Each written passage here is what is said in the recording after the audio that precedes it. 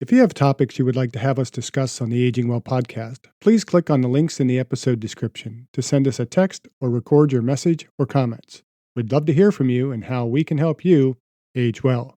If you benefit from the Aging Well podcast and would like to support the content financially, please click on the Support the Show link or support our affiliates and advertisers.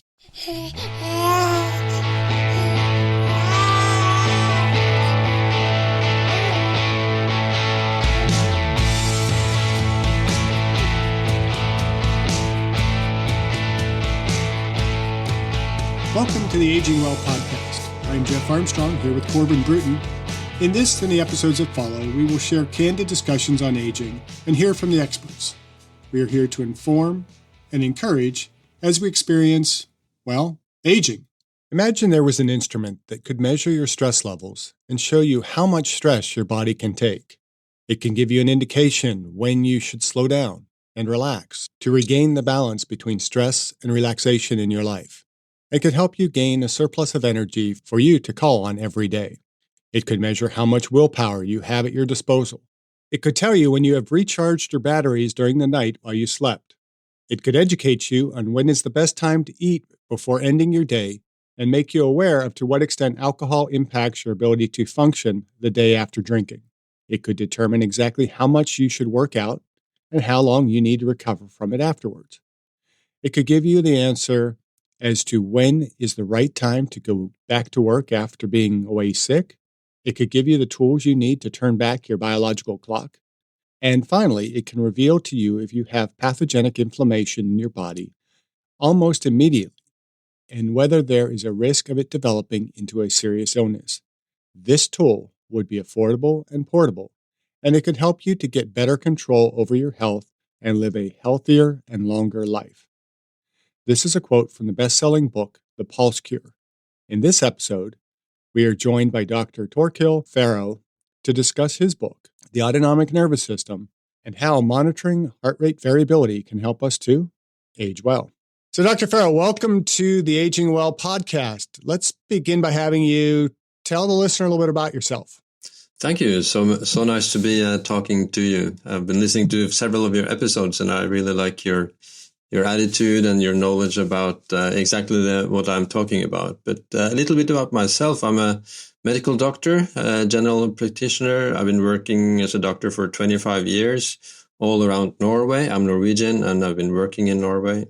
And I've also written a book called The Pulse Cure, which is a book on how to use wearables like smartwatches and Oura rings and Whoop bands and so on to track and monitor our heart rate, because our heart rate tells us so much about what's going on inside our bodies, but both mentally and physiologically. So, because I've seen on my patients exactly what you're often talking about, that, poor lifestyle, poor sleep, a poor diet, and too little exercise, and all of this lifestyle, modulators, if you don't do them right, you will get sick and you will age early. And I started with this because I didn't want to end up as being sick and 60 and attracting all these inflammation-based diseases. So it was originally for my own sake that I wanted to get more fit. But then my publisher discovered that I was working on this, and they asked me if this was a book for them. And so far it has been on the bestseller list in Norway now for 66 weeks running. So it has really been a surprise both to the publisher and many people, I think, that such a subject could be so popular. Nice. So for the benefit of our listener, what is the autonomic nervous system and heart rate variability? Yeah, the autonomic nervous system is kind of the really bottom of our brain, the oldest part of the brain. In the book, I call it the living fossil, because we share this part of the brain with vertebrates of all kinds of mammals and so on. So it's the on and off system, the one that mobilizes us towards action, to fight for what we want and to flee from somebody who's getting at us. And the parasympathetic system is also the recovery and rest system. And these days in our modern world, we live too much in the stress state, in the sympathetic mobilization state, and too little of our time is in the parasympathetic rest and recovery state, as you have pointed out in several podcasts, I know. So then what is new is that this is measurable, that we can measure whether we are in the parasympathetic resting state or in the stress state with the heart rate. Because when we are in the resting state, when we breathe in, the heart rate goes up a little bit. And then when we breathe out, the heart rate goes down a little bit, measured in milliseconds, but over a lifetime, it can save us from 350 million heartbeats. So it's important. And if you're in the stress state, then the heart will beat at a very regular interval. And these small differences is what the wearables like smartwatches and rings, they can detect these small differences. So you can see whether you are in the relaxed state or in the stress state. And of course, they measure you throughout the day and night, so you can see if your stress balance is okay. So let's dive into that a little bit. How do we monitor heart variability with wearables? Are there special devices that are needed? Or is this information that one can get using a Fitbit or an Apple Watch? You can use it both in the Fitbit and Apple Watch, but the by far best one is the Garmin watches that already so many people use. So, and the Garmin watches are better, not because their watches in itself are better, but because they have bought a Finnish company called Firstbeat that has put their algorithms into the Garmin watches. So that's why I can with just one tap on the watch, I can see my stress rate in the moment. And with their body battery system, we can track it throughout the day. So you would be able to identify, things that stresses you in certain parts of the day, while many of the other watches will cover the heart rate variability throughout the night. So I would say the Garmin has a more accurate system, but also Fitbit, Apple Watch, all the other watches will also have heart rate variability built into their system. I don't think there are any smartwatches that will not have the heart rate variability, because it's such an easy measure to get. So what's important is how they present the numbers to you, and that I think Garmin does better than anyone else. So one of the things that I really enjoyed about the book was your approach toward health as an exploration, a journey. And I believe this is how, in the podcast, we attempt to approach aging well. And in the book, you divide the steps needed for, quote, balancing your stress and having a longer, healthier life into stages, end quote. We would consider these steps to aging well. And for those who listen to the Aging Well podcast regularly, I think they might see a parallel to the topics we like to cover. Can you kind of take a moment and share these with the listener and how we monitor these using heart rate variability? And I think the first one was you learn about sleep and how the quality of it can be improved. Yeah. So the first kind of pillar or the stage of this journey into your own nervous system and physiology is sleep. Because once you get the sleep in order, you get more energy, you feel more refreshed, and you are better able to deal with the other stages of this exploration of yourself. And if you wake up and you're tired, you don't have the energy to do something hard. Maybe you feel like you must have an energy drink or coffee or so on to mobilize energy that you may not really have. You're kind of borrowing energy from the future, so to speak. So getting your sleep in order, that's the most important thing, to get maybe 7 or 8 hours of sleep, and to make sure that it's restorative sleep. Because maybe if you had a couple of drinks of alcohol or more, or you have been eating late and maybe a meal that you cannot tolerate very well, like pizza or something that a lot of people react to, then you will sleep for the same amount of hours, but the watches will detect that you are stressed during the night. So you wake up and you don't feel refreshed, and it's not because of the sleep, but because your body has been stressed from the meal or from the alcohol or from maybe a late night exercise that was too hard and would would continue making stress into the night. So I think most people, when they start tracking their systems, will get some surprises of what, certainly I did, about what will stress you and not. So, and you're also in Oregon, so you would be in the Rocky Mountains, and one of the most important things to be aware of is that altitude is also a high stressor. Actually, Whoop, that tracks their users, say that altitude is the second most hardest stressor, and alcohol being the first, and then altitude number 2, and then disease number 3. So this is also something to be aware of, that if you go up to your cabin in the mountains, if it's high up, it's also a load on your system. So do you have any specific kind of recommendations for how to improve that quality of sleep that you've kind of found through, measuring heart rate variability over time with patients and with yourself?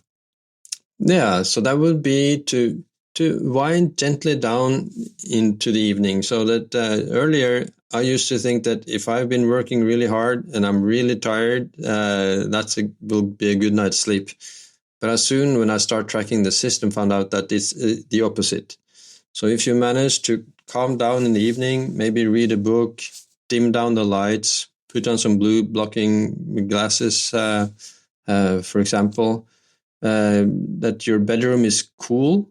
I think 60 to 65 degrees Fahrenheit is supposed to be the ideal temperature in the room, and that is as dark as possible, that you should not see your hand when you stretch it out.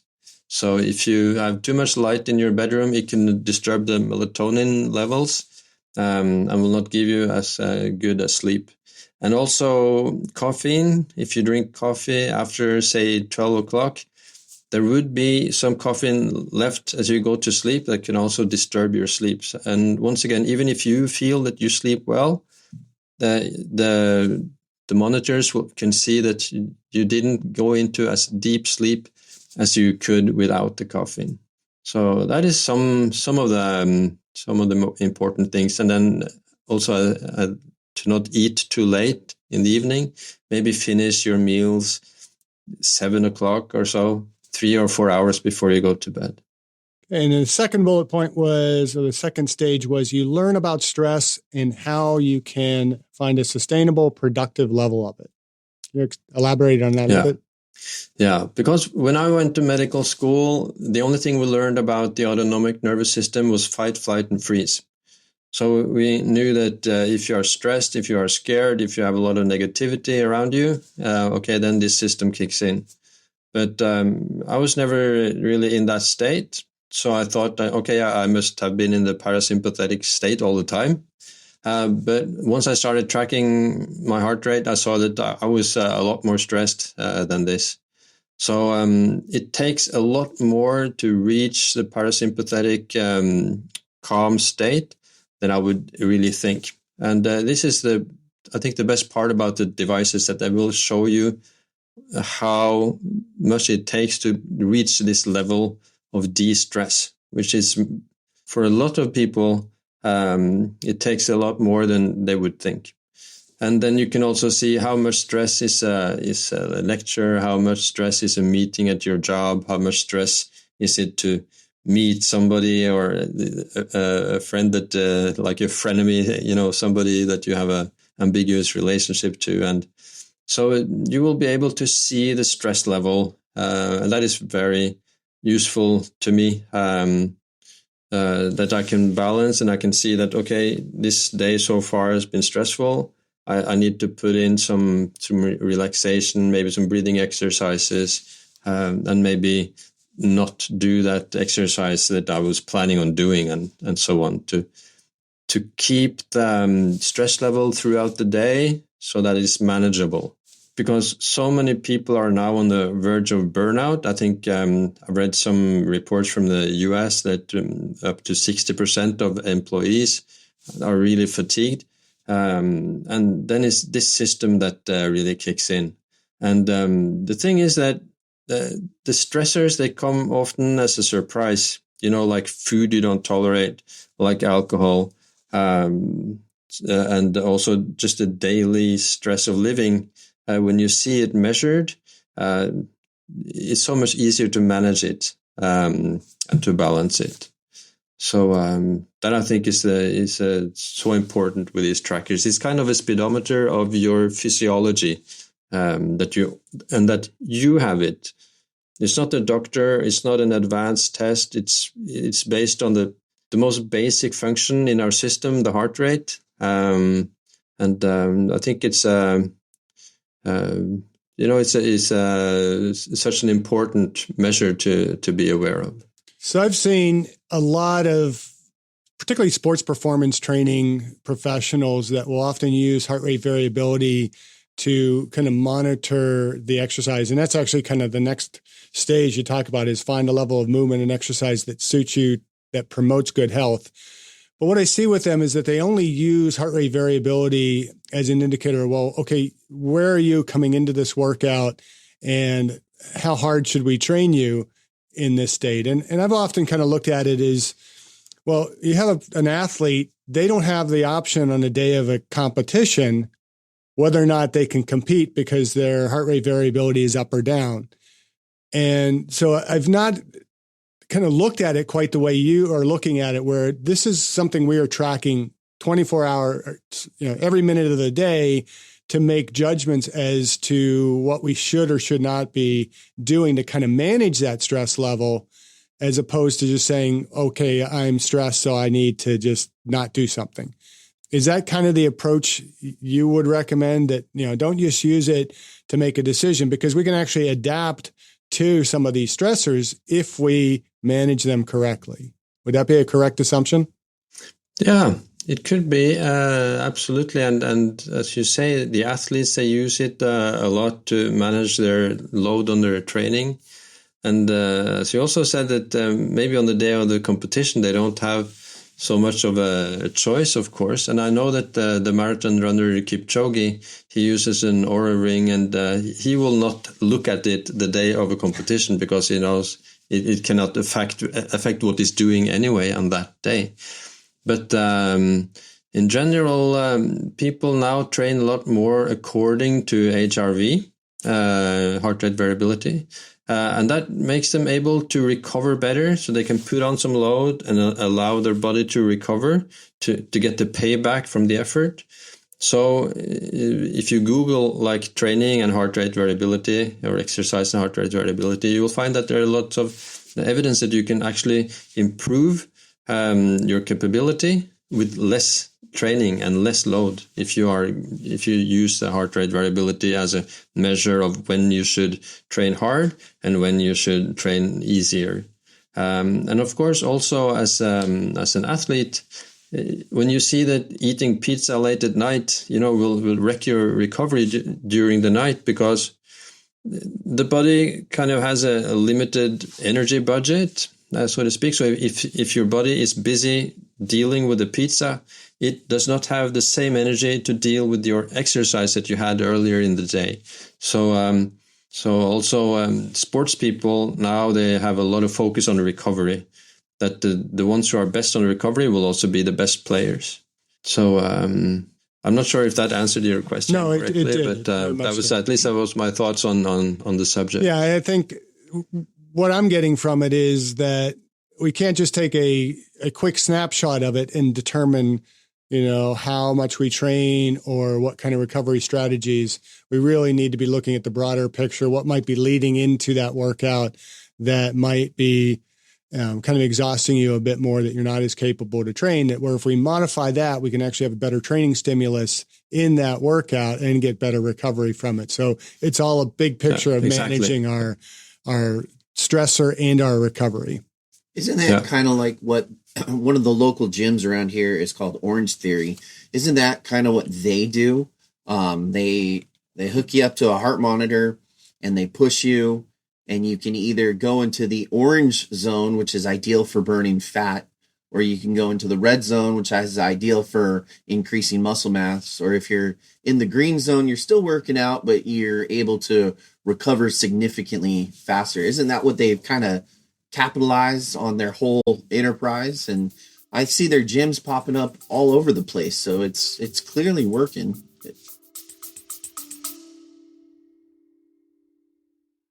I discussed my epigenetics test with True Diagnostic co-founder Hannah Wendt in episode 162. Epigenetic testing measures baseline and changes in your pace of aging, giving you the power to steer your anti-aging or health and wellness journey in the right direction. I learned that I am aging well. Click on the affiliate link in the episode description, use the promo code AGEWELL, and receive a 12% discount on your epigenetics test and monitor your pace of aging. Yeah, I think so. I think this is a good point, because when you see that you can use your heart rate to balance, because for me, for example, because of all the success of the Pulse Cure, there's podcasts, there's magazine interviews, there's so many things all the time. So then I have to train quite easy during the week. Sometimes I can put on more load, but I have to really manage it with the total picture, and then I can use to be like more in the green zone, as you say, that I train in zone 2 training that will not give me much lactic acid, and that I can recover from just going into the shower. For example, today I had there's like something called the park run. You probably have it in Oregon and Portland, and it's all over the world. A 5K race where I'm running at more or less 30 minutes, but that's quite hard for me, and I will be in a stressed mode the rest of the day. But that is good, because when you do it, sometimes it builds resilience. It builds up your capacity. But I would not be able to do this 2 or 3 times a week. And I see a lot of people who exercise regularly, they do it too hard. It's too much of a stress of their system. And often they think that, okay, I'm stressed, I need to work out harder to get more capacity. But when you see the results on your Garmin watch, then you understand that this was too hard. Your HRV will go down, you will sleep more poorly, you will have more cortisol because you're training too hard. Because, we have an ancient system in our bodies, and this would think that, okay, if you're running that fast and that often, there must be some big trouble in your life. There must be a fight of the tribes or your animals coming at you all the time. So there will be some disturbance also to the cortisol level. So I think it's so important to balance your load of exercise with the totality of your life. And that kind of leads into that next stage, which is you explore different ways of resting and establishing calm within. What's kind of been your experience with that, with your patients and with yourself, in terms of kind of finding those things that you can do to relax yourself when you know that your heart rate variability is, where it should not be? Yeah. So, for example, you could do breathing exercises. That is particularly effective. So if you try to breathe slow, maybe breathe in for like 4 seconds and you breathe out for 6 seconds, for example, which would be 6 times a minute, more or less half of what we do if you don't take control of our breath. That is a signal to the nervous system that it's calm out here. You can relax. It will help the vagus nerve to do the recovery work in your body. So, and you will see this in the heart rate variability. So if you regularly throughout the day, maybe if you have an office job, before a phone call, before a meeting, if you do maybe 1 or 2 minutes of this slow breathing, that can help you manage the total load of the day. And you can, of course, also do like 15 minutes of it. There are lots of apps, on our phones that can help us. And another trick is cold. So you can have a cold shower or a cold plunge. I know it's popular also in the States. It's very popular here in Norway. And that is a way to actually calm down the nervous system. So once you're in the cold shower, of course, it's a adrenaline kick and the heart rate goes up. But afterwards, your heart rate goes down and can be for quite extended time. So that is a way to keep down the inflammation level in your body. Now, you mentioned cold showers. I had one of my athletes, I coached strength and conditioning for a local wrestling teom, and I had one of the athletes was telling me he started taking cold showers at night, and he was asking about the benefits of that. And I've heard, some people take their cold showers like first thing in the morning and some at night. And kind of what I'm hearing from what you just said is that maybe at night it is better because it's going to get that, that level down to where we're recovering better at night. Or would you say better in the morning? I think it's better in the morning, because what often will be the trouble in the night is that if you take the cold shower and you get too cold, then your body will compensate while you are lying in bed, and it will actually be stressful. It will heat itself up. I think actually it could be before bedtime. It could be better with a warm shower. Maybe they say 1.5 hour before bedtime is a good time for a warm shower. But in the morning particularly, that's when I use it in the morning. So, and if before maybe I have a lecture or something that I know is stressful, then I can do it before that. That will lower the heart rate. Or after an exercise. It may not be so good if you are doing strength training, at least not if you are doing a real cold water immersion, in a pool or so. That can actually destroy the effect from the workout when it comes to strength training. The cold water is often better for technical exercise. If you're like a tennis player or a football player, Ronaldo, the football soccer player, uses it a lot. And because then you can put on more training. So they need hours on the pitch, so that the inflammation that this exercise gives them is not useful. But the inflammation for a strength trainer, a bodybuilder, is important to build their muscles. So it also will depend a bit on which sport you're doing and what is the aim of the cold. And then the next stage is to learn how food impacts our physiology. And you mentioned pizza quite a bit. Yeah, pizza. Yeah, that is what has been hard for me, and it's also I've been eating so much pizza. And that kind of also shows that we don't have a system in our body to detect these differences. We have very good senses with sight and hearing and smell and taste and all this that has saved us throughout evolution. But the ability to assess our own inner state has not been developed. It has never been needed until our days. So even if a pizza can give you a high level of inflammation, it can maybe rise the pulse maybe 20 beats, from 60 until 80. We don't really recognize it that much. We can't really feel these differences until we can see it on the watches. So maybe the field where I've been most surprised, and that most people have been surprised, that is nutrition and diet. So that a lot of people find that, if they eat gluten, if they eat flour-based foods or ultra-processed food, they will react to it, and it will give them stress that is measurable on their Garmin watches. So I'm saying Garmin watches because you may not see the effect until, if you use an Oura ring, you wouldn't necessarily be able to see the effect that it has after lunch, for example. You will just see it in the morning that something affected it, and you don't know, was it during the night, was it during the evening or in the morning? So you don't get the whole overview. So, but I started, for example, when I often don't eat breakfast, and then if I at work at one time there was one had a birthday, so there was a birthday cake, and I had like 2 big slices, and the stress was so high.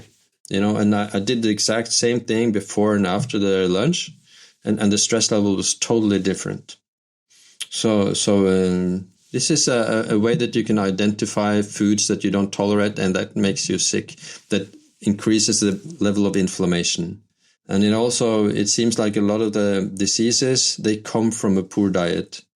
And there are so many people that have told me that they have cut out certain foods, and they don't have any joint pain anymore. Their migraine is gone, and these things can happen. So I'm sure most people will get a surprise when they measure how their nutrition and diet.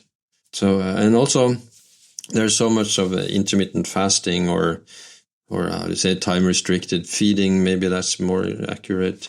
So that if you skip breakfast and you stop your last meal a little bit early, so you have these 8 hours of feeding and 16 hours of fasting, you can see on the watches that this is it will be a lot easier to go into the parasympathetic state with a low pulse when you are fasting. And that was a big surprise to me, because when I fasted the first time, I thought, okay, this will be stressful, because I felt, the way you feel when you're hungry, But on the watch, I could see it was very calm. So I think most people will get some surprises, yeah. Now, could some of that be you talk kind of the evolutionary state of how our bodies have evolved to be able to sense certain things that are really to keep us alive and keep us, safe. And historically, we've probably had much more consistent diets. I mean, you live in, say, a fishing area, you're going to be eating a lot of fish and, maybe a high protein diet, but not as much grain and everything else. But now with, especially a more Americanized diet where it's increased amount of processed foods and we're eating all different things, we're going to different restaurants, you're having pizza one night, burgers another night, that we're having so much variation in our diet that our body is kind of responding to that variability in the diet as well. Could that be a possibility? Yeah, absolutely. That can be a possibility. And also that as we're eating all the time, and we have been recommended that, but as I think the food industry has had a lot of saying in the recommendation of eating often and from you get up until you go to bed. So our digestive system is not made for it. The ancestral living, they didn't have any fridges, so they had to get the food in the morning before they could eat. So our body, our cells in the digestive system is not made for digesting food at night or early in the morning. So I think that also has a lot to say. And as you mentioned, the ultra processed food, food that people call it nowadays an edible substance, that you can't really call it food, that our system will react to, and that we may not feel, because our intestines, is like several meters of intestines with one cell layer from the content of your bowel till the bloodstream. This is a very, very vulnerable system. And even if you eat something you can't tolerate, we don't feel it that much.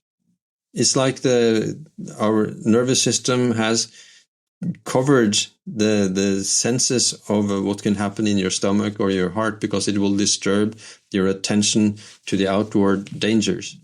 So even if I've eaten pizza that I can clearly see on the watches give me stress, I don't really feel it myself.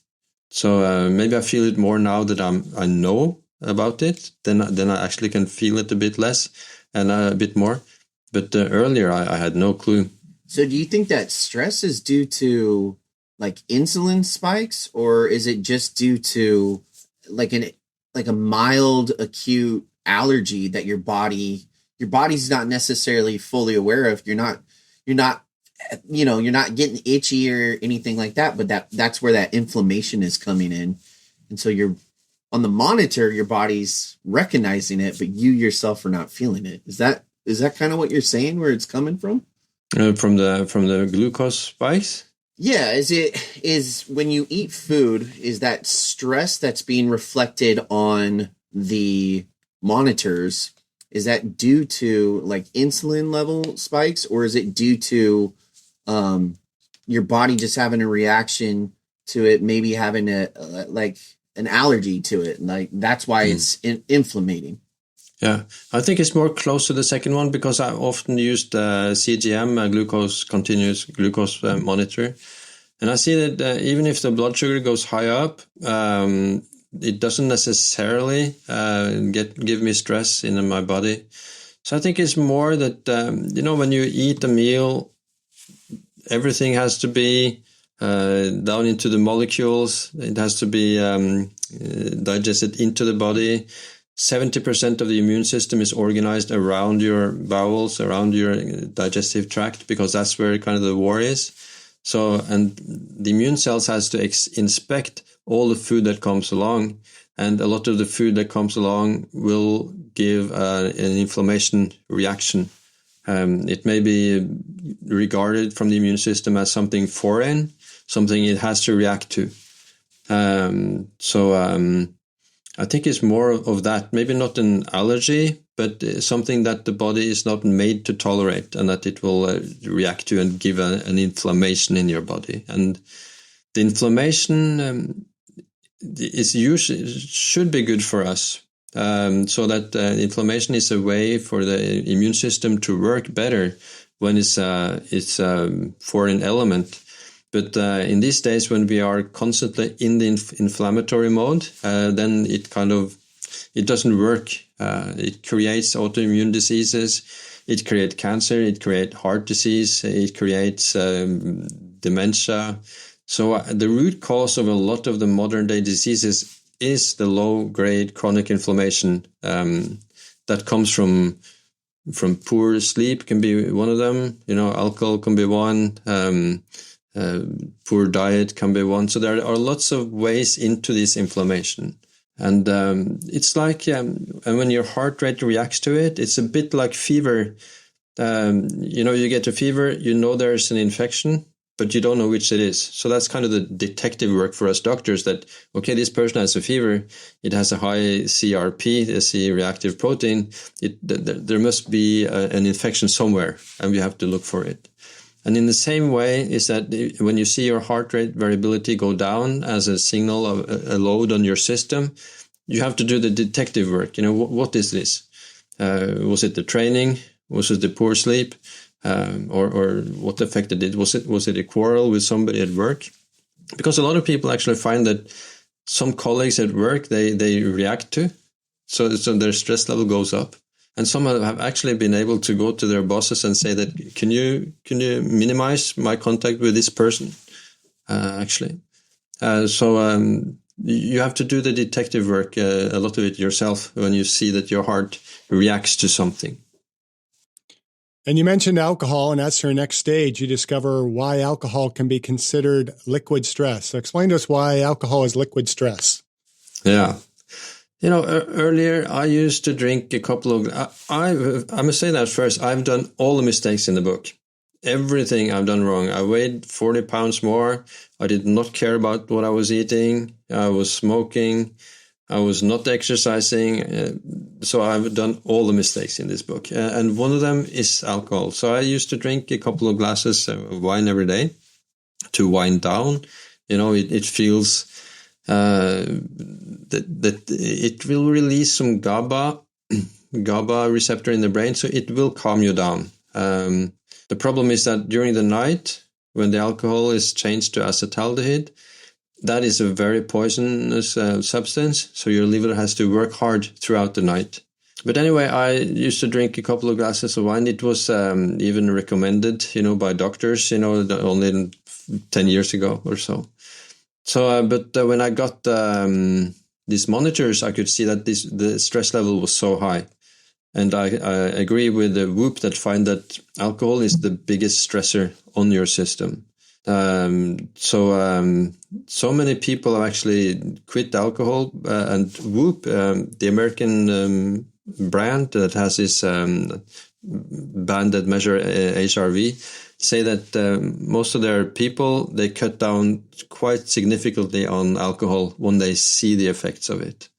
So that is the biggest surprise to people, that they knew that they could feel a bit bad in the morning, but when you see that this feeling is not really feeling, it's a sign that your body has been through a hard job during the night. And it can be as hard as a lecture. I can be more activated. My body can be working harder during the night after 3 or 4 glasses of wine than while I'm awake holding a lecture for 150 people.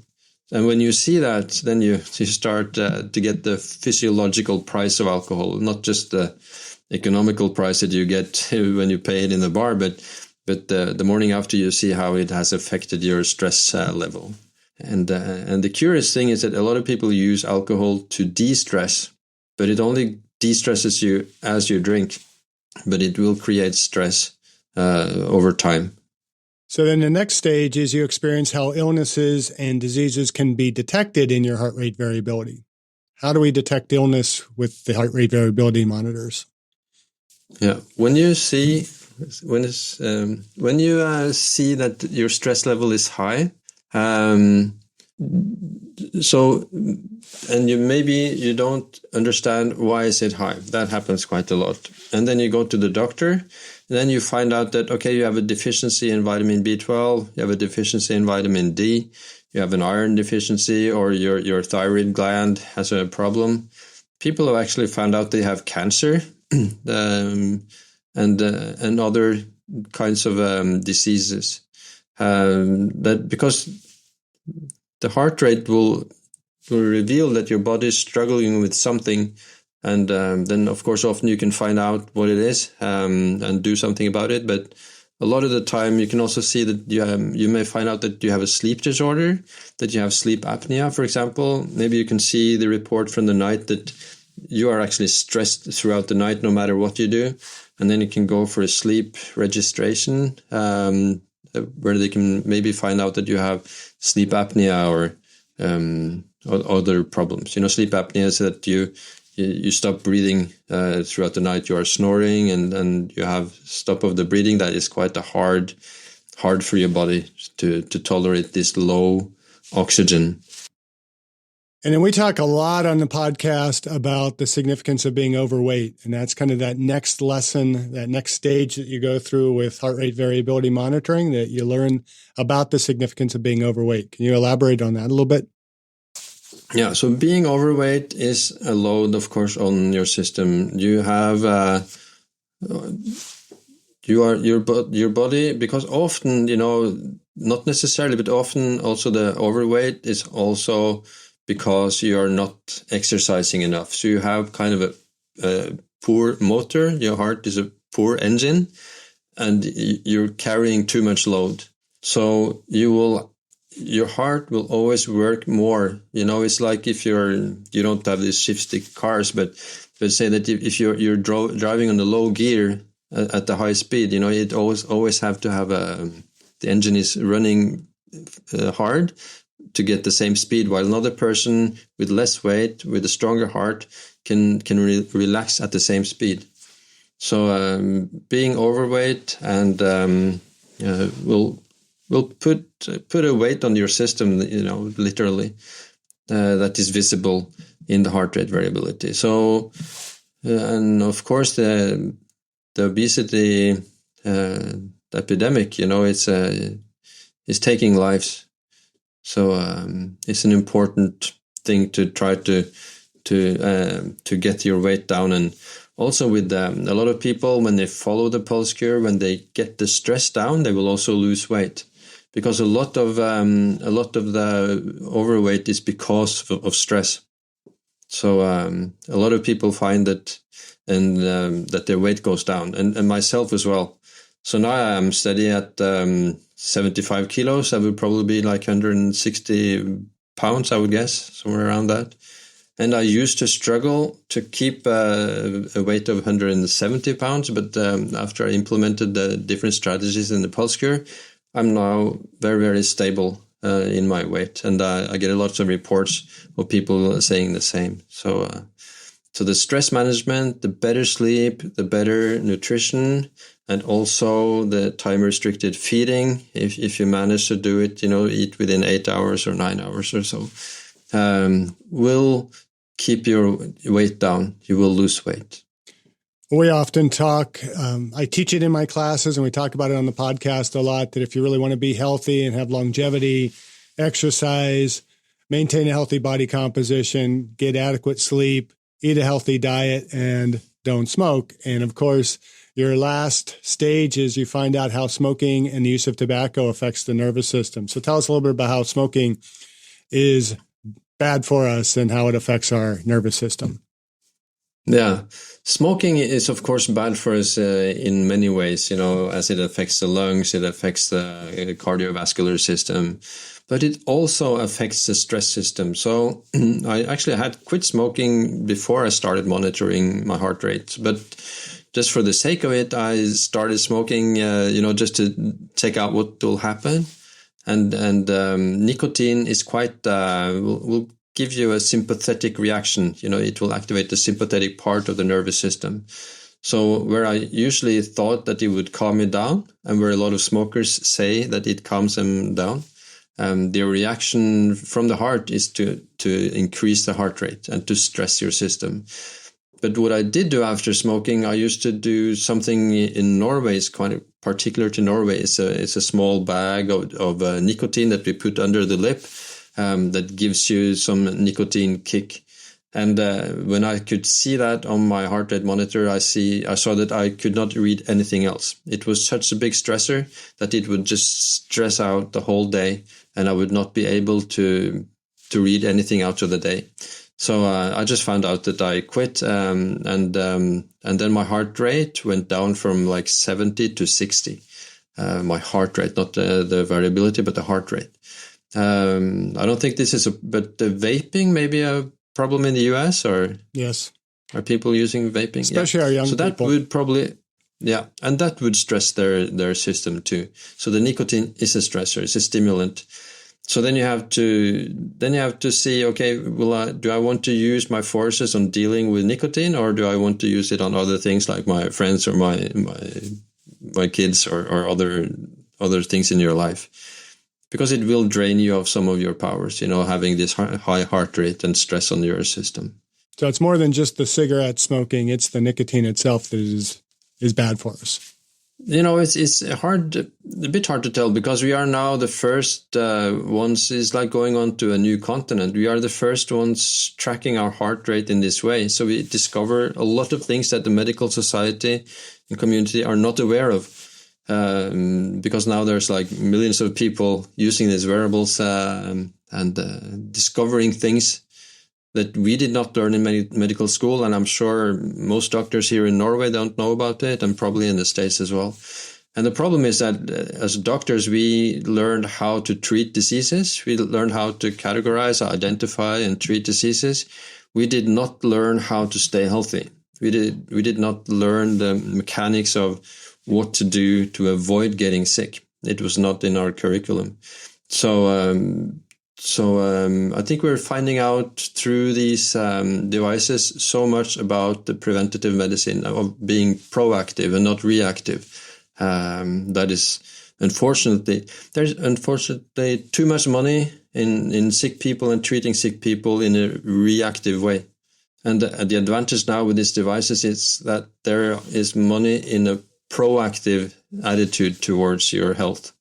And I think that's I'm optimistic because of that. And it also gives you the possibility to take charge of it yourself, because the heart rate is something that you can control and you can have access to. You don't have to wait until you go to the doctor and get information from your doctor in 10 minutes or so. So it gives you the possibility to take charge of your own health in a whole new way. So in the book, you categorize the readers into 4 groups: exhausted, hanging on, healthy, and helper. Can you elaborate these for our listeners? Yeah, the 4 groups. So a lot of people these days, and the ones that are the most fan of the pulse cure are the fatigued ones. The ones who have been on a burnout, the ones who have been out of their system for years, maybe 7, 8, 10 years, that they have been, not been able to work or being very, very tired.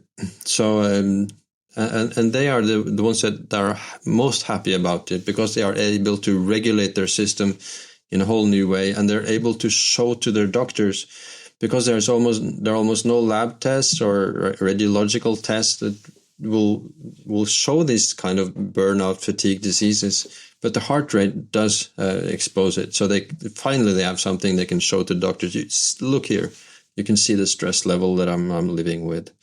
So that's a fatigued state. And then the group number 2 is the ones that are touching on it sometimes, that you are generally healthy, but then if there comes a situation at work, or you get kids, or there's your parents get sick and you have to deal with that, then that's the second group. And And the fourth group, I think, is the helper. And the helpers are unfortunately the ones who are more stressed. So if you look at professions, and you will see that the most stressed workers are the ones who are dealing on an emotional level with other people, either as teachers or nurses or doctors or chiropractors and so on. So and many of them have been through a process of being burned out themselves. And then they have found out their ways. Maybe you have probably on your podcast, you have probably seen this a lot of times. And then they have found the solution to this. So that is the fourth category. I don't remember the third one. That was probably the ones who don't have any problem. Or that's the healthy group. Yeah. Healthy one. Yeah. The healthy group. Yeah. So what is the body budget? You mentioned that in the book. The body budget is something you become aware of when you see these results. You get energy or save energy from some activities, and other activities saps you for energy. And so on the plus side, you get energy from breathing exercises, from sleeping, from being out in nature, from staying hydrated, from having friends, good social relations, and meditating, and a lot of these things, exercise. And the people who have a lot of this in their lives, I don't see them as much as a doctor, The ones who don't have this and who are overweight, who are under-exercised, that eat junk food, that sleep poorly, and a lot of other loads on the system. So that is on the expense side of the body budget. And I see them a lot. I see them every day that I work. This week I'm working 60 hours at the emergency room. And I see them all the time. And the frustrating part of it is that they needn't be sick. If they were following the strategies in the Pulse Cure and the strategies that you are teaching yourself, they wouldn't need to have these inflammatory-based diseases.